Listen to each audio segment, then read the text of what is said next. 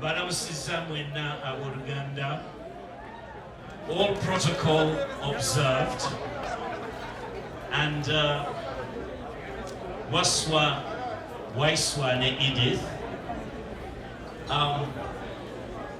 Mukama yatugamba Yesu nti mwagalanenga nganze bwe nabaagala. Okwagala kwa ngeri nnyingi nnyo. Bwe musooka okwagala nawabeerawo romantic love, but romantic love is not sustainable.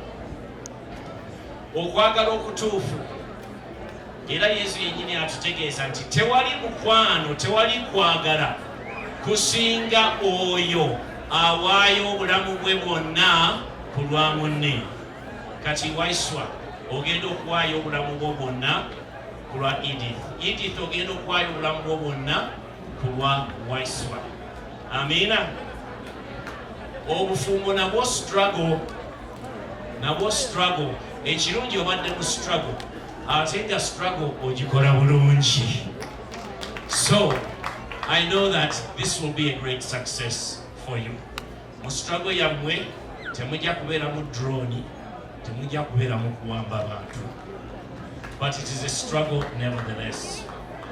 Njagala mumanye nti nze kojjammwe, nze ndi kojjawo. Edith muwala wange. Kusaidi y'obukojja eno nja kuba nga nkusabira. Olinayo father, olinayo gospel artist, ate olinayo era awagira enkyukakyuka.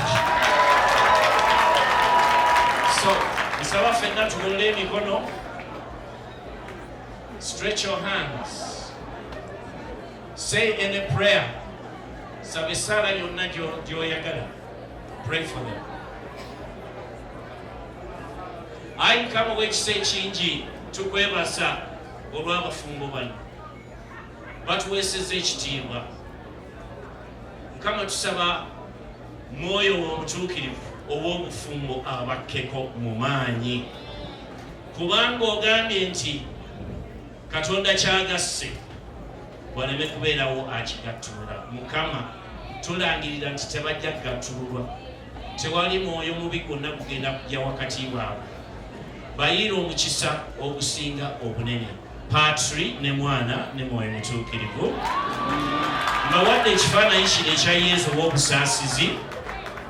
This is a reminder that Jesus loves you so much and his mercy will always be in your home. God bless you.